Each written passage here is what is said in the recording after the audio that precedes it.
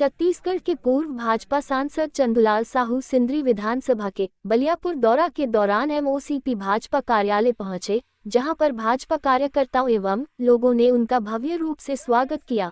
बलियापुर पश्चिम मंडल आने पर मंडल अध्यक्ष मंटू रवानी ने उन्हें पट्टा पहनाकर स्वागत किया। वहीं पूर्व सांसद चंदूलाल साहू ने कहा कि भारतीय जनता पार्टी की फिर से केंद्र में सरकार बनने वाली है, जिसमें धनबाद का भी एक कमल सम्मिलित होगा। उन्होंने कहा कि यहां के प्रत्याशी ढुल्लू महतो भारी मतों से विजय होंगे और नरेंद्र मोदी के 400 पार के सपने को साकार करेंगे। उन्होंने कहा कि भारतीय जनता पार्टी जात की नहीं जमात की राजनीति करती है, लोगों को जाति में नहीं बांटती है। कांग्रेस सिर्फ जात की राजनीति करती है और समाज को तोड़ना चाहती है। लोग उनके मंसूबे को समझ गए हैं और उनको सपने को साकार होने नहीं देंगे। फिर से महागठबंधन की हार होगी। विकास का जो पहिया आगे बढ़ रहा है उसे सिर्फ मोदी ही आगे बढ़ा सकते हैं। इस मौके पर उनके साथ मंडल अध्यक्ष मंटू रवानी, उपाध्यक्ष कुलदीप साव, पंकज सिंह, सुनील मोदक, सुनील साव, रामसेवक साव, दिलीप साव, लक्ष्मी साव, अशोक साव, गुप्तेश्वर साव, अनिल साव आदि लोग उपस्थित रहे। हमारी चुनावी तैयारी के संबंध में पूछेंगे तो हमारे पूरे कार्यकर्ता पूरा जोशो और बड़ा स्फूर्ति से जुट गए हैं। पूरा 20 बूथ स्तर तक हमारे जो प्रचार है वो पहुंच चुका है।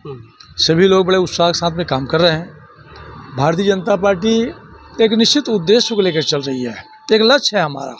भारतीय जनता पार्टी के लक्ष्य के साथ साथ मोदी जी का कहना है कि 2047 तक देश को पूर्ण विकसित राष्ट्र बनाना है। गांव, गरीब, किसान, शोषित, वंचित, पीड़ित लोगों तक हमारी योजना पहुँचे। ये 10 साल तक हमने काम किया और अब राष्ट्र का निर्माण कैसे अच्छा हो, विकसित भारत कैसे बने, इसके समय पूरा रोड मैप तैयार हो गया है। और इसी के चलते पूरा हमारे भारत देश के लोग मोदी जी का इस समय 400 पार का लक्ष्य लेकर चल रहे हैं। इसमें हमारा धनबाद लोकसभा भी है। आज मैं सिंदरी विधानसभा पहुंचा तो बड़े लोगों ने बड़े उत्साह के साथ में मेरा स्वागत किया और कहा कि यहाँ 70-75% हमारे भारतीय जनता पार्टी को वोट पड़ेगा। इस गांव में 5 बूथ है और 5 बूथ में हमारे एजेंट भी तय हो गया है। कौन टेबल में बैठेगा, कौन मार्गदर्शन देंगे, कौन घर घर में घूम करके लोगों को वोट देने के लिए प्रेरित करेंगे, ये भी तय हो गया है। मैंने कुल मिलाकर के हमारी भारतीय जनता पार्टी पूरी तैयारी है और निश्चित है कि मोदी जी के जो मैजिक चल रहा है, मोदी जी के 10 साल का कार्यकाल के जो योजनाएँ हैं वो बहुत प्रभावशाली है और उसके चलते हम आराम से इस चुनाव को जीत रहे हैं। देखिए, टक्कर में तो कोई है ही नहीं। ये 28 पार्टी का ईडी गठबंधन बनाया है। इनका कोई लक्ष्य नहीं है। इनका उद्देश्य ये है किस प्रकार से हम अपने परिवार को बचाएं, वंश को बचाएं और किस प्रकार से हम सत्ता हासिल करें। जबकि मोदी जी का उद्देश्य है राजनीति, ये हमारा सेवा करने के लिए प्लेटफार्म है जो अनवरत रूप से चलते रहना चाहिए। तो दोनों में अंतर है। दूसरी बात, अगर तीसरी बार हमारी सरकार बनेगी, अगर कहने की जरूरत नहीं, तीसरी बार हमारी सरकार बनती है तो निश्चित रूप से हम और आगे बढ़ कर के काम करेंगे। 10 साल में जो काम हुआ उससे आगे बढ़ेंगे। जैसे हमारी विरासत को कैसे हम संरक्षित करें, विरासत पे कैसे हम गौरव करें, जबकि कांग्रेस वाले विरासत टैक्स लगाना चाह रहे हैं। ये दोनों में अंतर है।